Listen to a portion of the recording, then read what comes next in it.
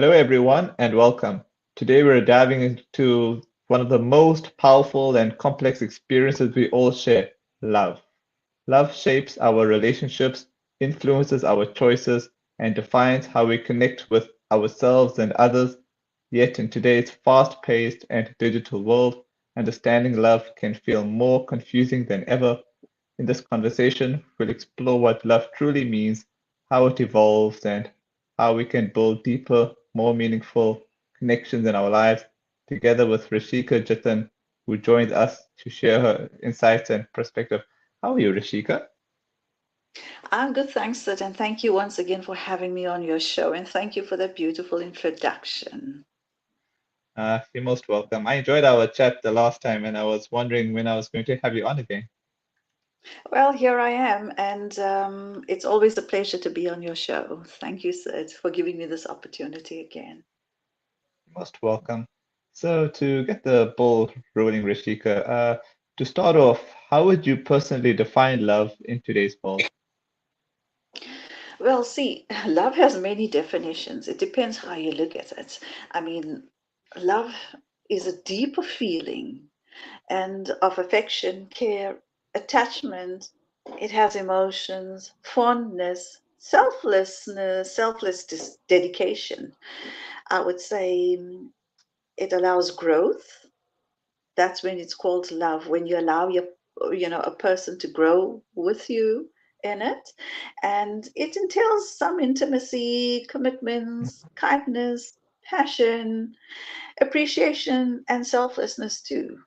But there are different types of love, you see.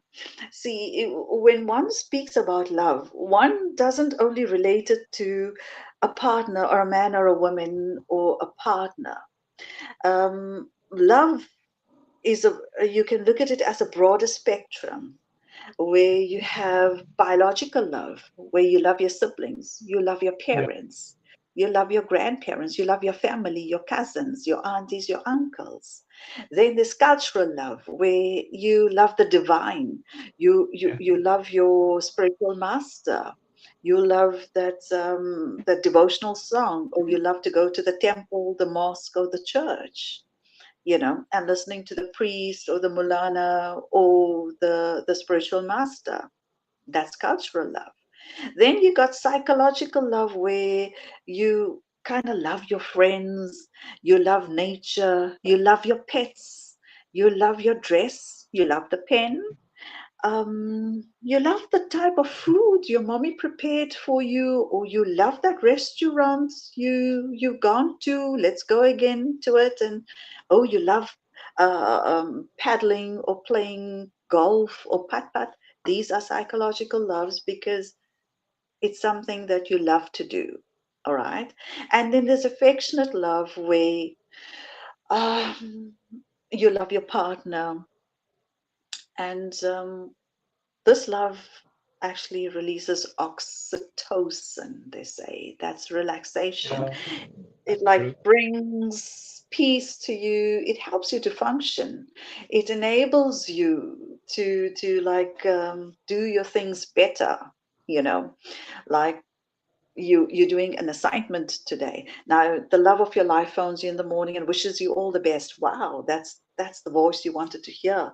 That's the voice that that really puts the oomph in it, and you'll be smiling the whole day. Now you're writing that assignment with the best of your ability, because you can think logically. You're smiling, you put positivity into it, you're going to get positivity out. See, and remember, there are four C's in love, right?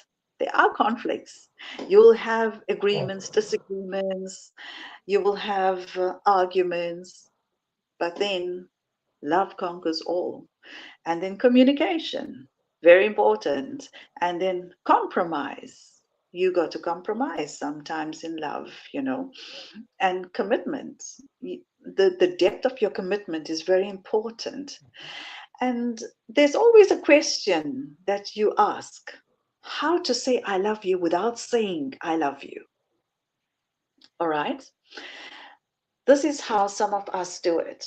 Well, I've experienced that, and many others have experienced that, to bear testimony. Some sometimes they'll ask, "Did you eat? Oh, what did you have for dinner today? Oh, when you land, please, when you reach your destination, please let me know, and be safe." And then the best one is, "I'm so proud of you." That does it all. When your partner says, "I'm so proud of you, baby," it's like, oh, it's like, hmm. It's not only the smile to the face, but the heart gets happy too, Mm. you know. And that's what oxytocin gets released. So that's love. That's my definition of love. And I stand to correction, but if anybody wants to add to it, it's a broader spectrum, and Mm. I could go on about love and how selfless love can be, and how your pets can love you, you can love your pets. And reciprocate too, because pets have a way of reciprocating. They show you love in a different way by wagging their tails or licking your Mm. toes or coming to your face and Mm. a cat purrs next to you, rub herself or himself next to you, the parrot sings to you. These are all different types of love they show you, but it's beautiful. It's beautiful. Yeah. Yeah, I couldn't have put that any better.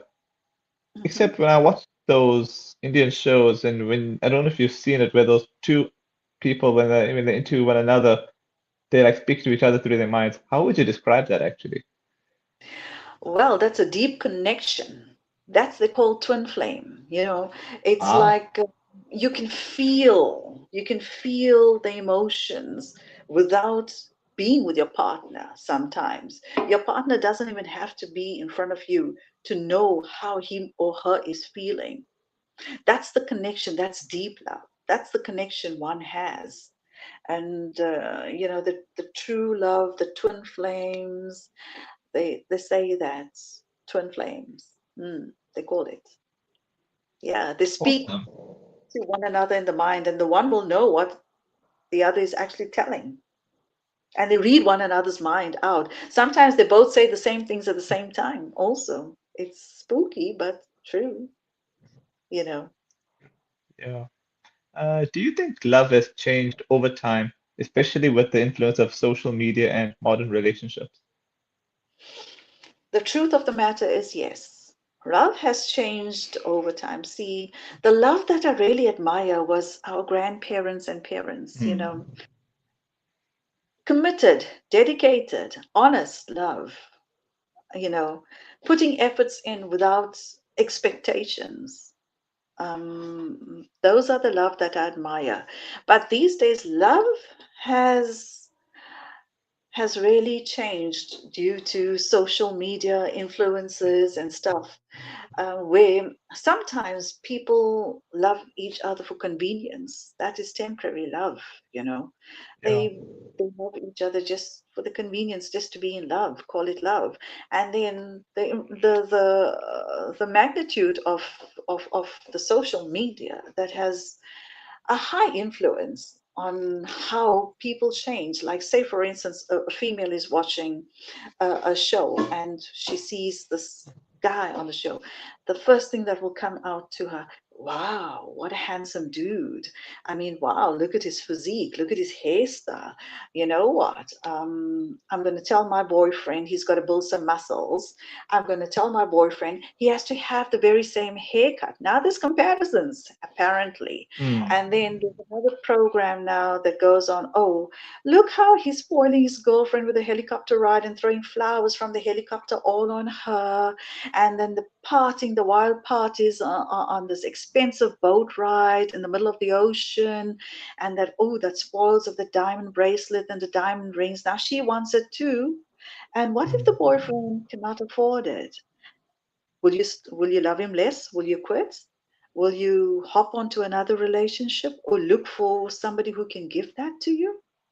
And then we have the female who's that's what the female will think, probably. I mean, Mm. that's hypothetically. Then we have the male who would see Ashwarya Rai and say, okay, Mm. tomorrow I'm going to tell my girlfriend to really do that hairstyle, and you know what, she has to slim down a bit and fit into the dress, same like Ashwarya Rai is wearing, or Priyanka Chopra is wearing that shoe, or Sharon Stone or Julia Roberts has her walk like this. My girlfriend needs to back up. She needs to do this. And oh wow, look at there how Lara Datta is making the rotis. My girlfriend needs to get handy in the kitchen. These are expectations now. And then when that Yeah. expectation is not met, Yeah. then the love dies, it gets boring, and then they look elsewhere, and lots of conflicts happen. So social media has a high influence in today, the impact of love. I really do agree with that. Yeah, that's true. Like I think the way I would look at it is like as long as you can suggest it, but you don't like enforce it, if that makes any sense. And you just love Yes. the person regardless. Yeah. See, I feel that when you love somebody, you love them for Mhm. who they are. You Mm, mm, choose them mm. for who they Cool. are. Whether they want to cut their hair this way, that way, or Mm, have mm, no mm, hair mm, on their head, mm. it's fine because you love the person from here. You love the Cool. person for who they are, Mhm. and what they emit out to you, the reciprocation you get from that person. You love the person for that. Then you get the power couple love, where Mm, a couple, two power heads, incorporate, and they lock horns sometimes because the one wants to be above the other. mm. That's dangerous love But sometimes. then, It could get but then, dangerous, yeah. but Mhm. if a couple has understanding, they can work around it. At the How end do, of the day, each one mhm. should know where their place is. Yeah, I was gonna say, but you do get the odd good power couple like Shah Rukh Khan and Gauri. I think you could probably say that's a good example of a power couple. I know what I meant of a power couple. Yes, they are a good example, but a power couple is where the both of them are of Mhm. equality, meaning in acting or in corporate or at the same status, Oh, okay, and okay.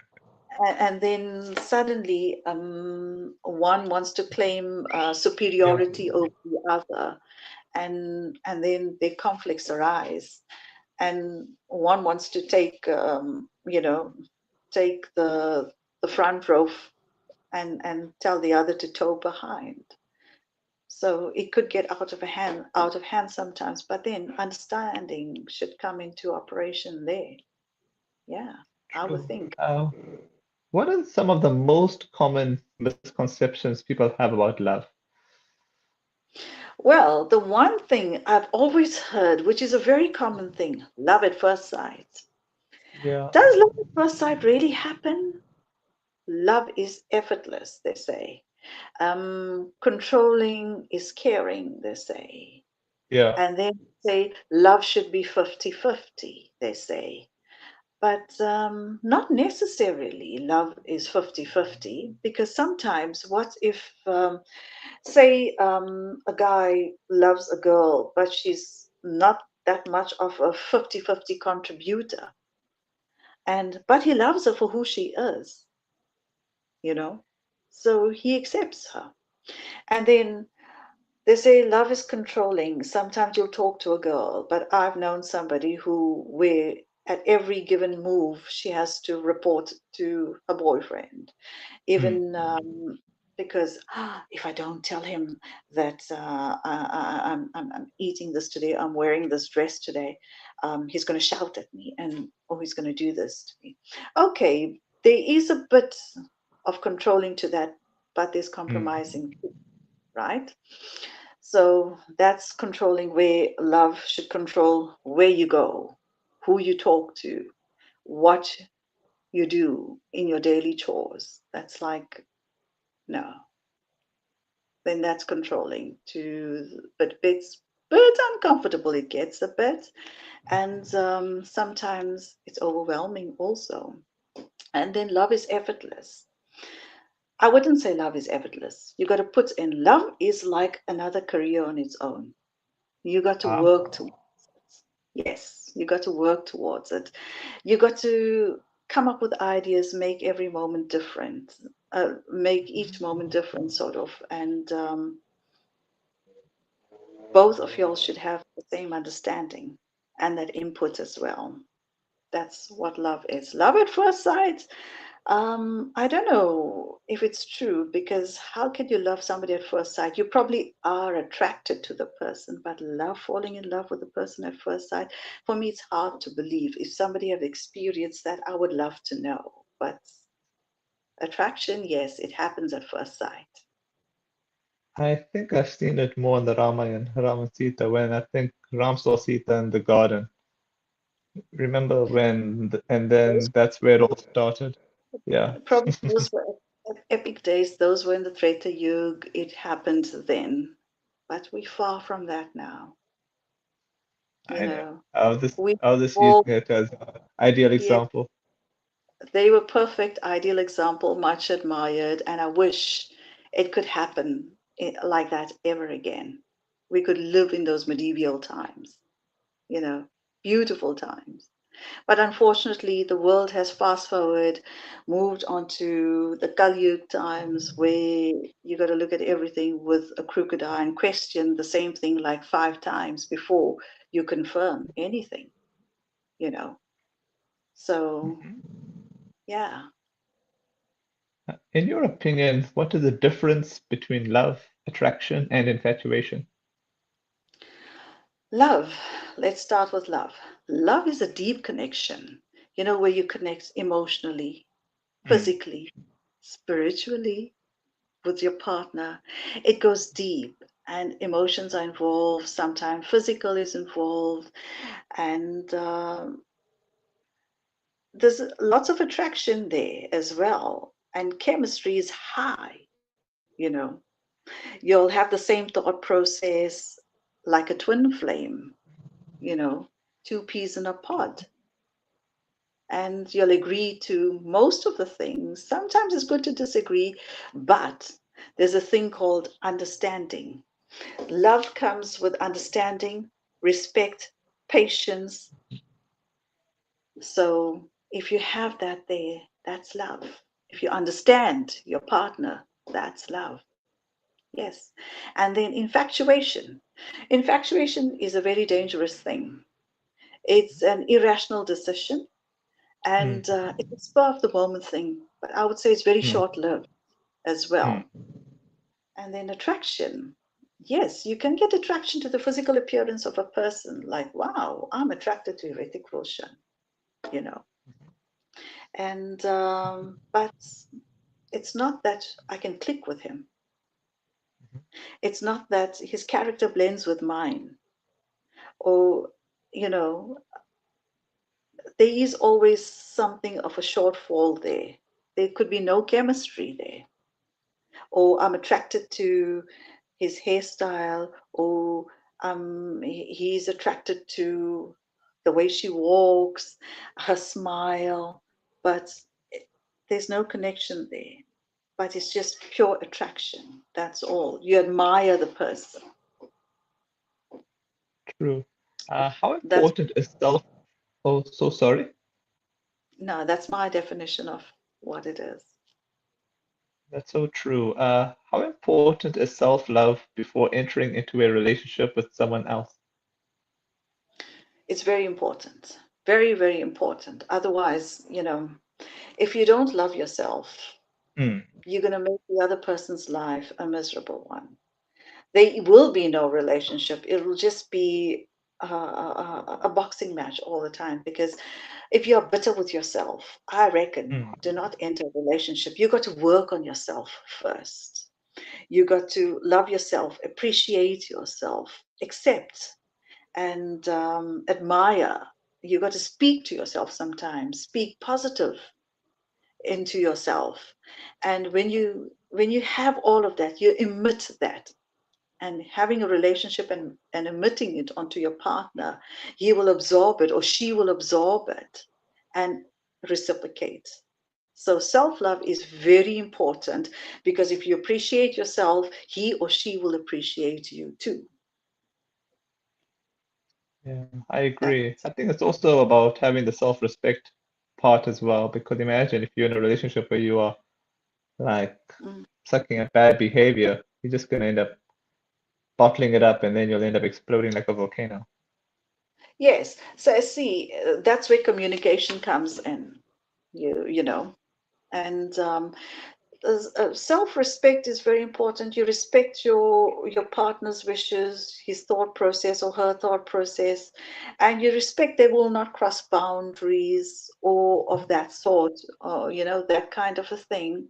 You respect that they're telling the truth. You got to be honest in everything, and you got to respect your partner. Say for instance, if I want to talk to my male friend, I would probably out not probably I'll tell my partner, um hey, I'm gonna phone up my friend Joe Blog, and I would like to have a conversation with him. You can listen in if you want to. Always Mhm. invite your partner, make them part of it.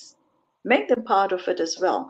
Don't make them feel suspicious and left out, because that's when things can go wrong. So make them part of it, and and tell them that's it. And do not cross the line. When you cross the line, then you're compromising your relationship, and it's questionable. Then doubts creep in, and that's not good at all. Yeah, that's true. What role does communication play in maintaining a healthy and lasting relationship? A beautiful role, I must say. Communication is very important. It's beautiful also because when you communicate with your partner, you're making him or her part of everything you do. Like you open your wardrobe today and you say, it's a sunny day today. I'd like to wear a yellow dress. Let me ask my partner if this yellow will look good on me. Okay, you call up your partner, video call. So, what do you think? This dress will look good on me? Okay, should I wear this one, that one? There, he'll say, okay, but it's only if your partner will probably say it's only if you're comfortable in it. Not, Hmm. yes, you got to wear that dress. That's controlling. But I like the yellow dress. You also like it, yes. But only if you're comfortable in it, you can wear it. Communication is very important, and these days communication is utmost important, especially when you're going out and about, like you're going to the supermarket or you're going out. You got to tell not only your partner, you got to tell somebody. Communication is very important, especially within the times that we are living. It's We read the news every day, the elements that are out there. So people need to know, especially when you're taking e-hailing, drop a pin to your loved one so they can follow the rides wherever you are going, and they can be in touch with you.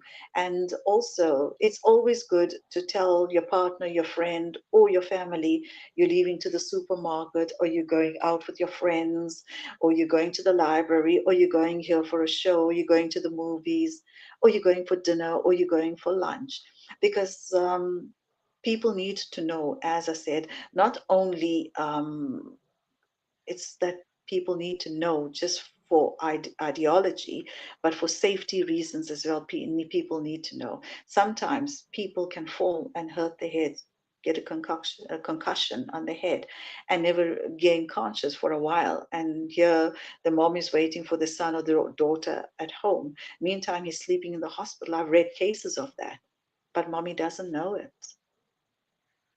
And then he was Yeah. found at some restaurant or some park, and mommy didn't know he was going there. You see, Yeah, so that's hectic. communication is very, very important. Can love truly overcome challenges such as distance, cultural differences, or personal struggles?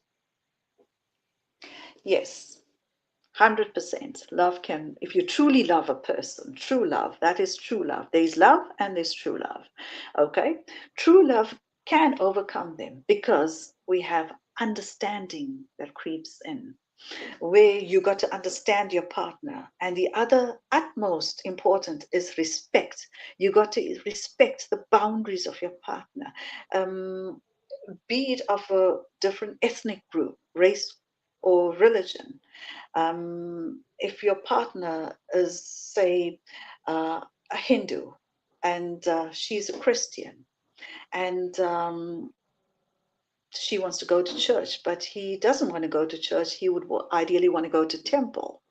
And they'd ask each other if you would like to join. Sometimes the partners will say yes or no. You got to respect that. They don't want to join you, and let them practice on their own. That's respect and understanding together. And sometimes you have a thing called compromise. They will come together and say, no problem, I'll join you to church, or I'll join you to the temple, but it's not necessary that I will convert, but I'll sit with you to accompany you and steer you through Mm. your spiritual journey. And I'll be there for you. That's compromise and understanding, and that's utmost true love. Love at a distance, where a partner lives in a different city, a different province, or a different country. you know Communication is very important. You got to be communicating most of the time to the person, with the person, to make them feel a part of everything you do every day. And a video call is like utmost important, where you got to, because you're not seeing the person. Like, even if a person is living in the same city as you, at least you catch up for a week, in a week, once a week or twice a week, or twice a month or something. But if a person is living in another province or in another country, it's not possible to catch up once a week or twice a month, of that sort. A video call would would suffice. And show them around and make them part of everything you do. Even if you're cooking a meal in the kitchen, say you switch on your camera and say, hey, I'm cooking a meal, what do you think? Hey, this is my meal. Take a picture out of the meal and send it. Yummy, that's my dinner. I mean, my partner does that to me sometimes when his mommy cooks scrumptious meals. Like, wow, I love it. And and every day I would ask my partners, so what did you have for dinner? And then, yeah, that we will run through all of that. We incorporate and make each other part of our lives daily, especially when you're living at a distance. You got to bring him or her closer to you via communication. It's very important. I guess it comes down to that famous saying, distance makes a heart grow fonder. Yes, it does. Oh my word, it does. It does. You're right. All right. Hmm. What are some small but meaningful ways people can show love in everyday life? Tolerating your partner. Sometimes your partner has this one habit of, of throwing the towel on the floor. It's not only about partners. Remember, it's a sibling love too. Your sibling will throw the towel on the floor, and that's their habit now. You got to tolerate that and just pick the towel up and put it somewhere to dry, or put it out on the line, or put it in the wash basket. Yes, you tolerate the partner, their patience and understanding and helping out in chores. Like, in a case of partner, he or she becomes the sous chef. Whoever is the ideal cook takes the stove, takes the pot, and the other becomes the sous chef. Okay, if the one is doing the vacuum, the other one will dust, the other one takes the trash out. It's like a team player, you know. You do things sort of like that. Even at home with your siblings as well. Become a team player. Tolerance, understanding, you incorporate, you that's what you do. You show your love in that way. You appreciate the every finer thing. It's like the first thing you would do is, especially in a partner, you switch on the camera or you talk to him or her and say, I'm so proud of you. Oh, I love you. Oh, thank you. Oh, I appreciate you. These are the things that melts the heart. These words mean a lot to people. Kindness is very, very, very important. You got to be kind before anything else, because sometimes you don't know what the person goes through in the office by listening. Say, for instance, you have a tired partner come from the office, and he or she Mm. picks up the shoe and put it down. All you do is give the person a hug and say, "Hey, honey, you're home. I'm so glad. Nice to see you." And sit down, listen to him or her, give them a lending ear. Maybe they want to offload and, speak about the events, ask them how the day was.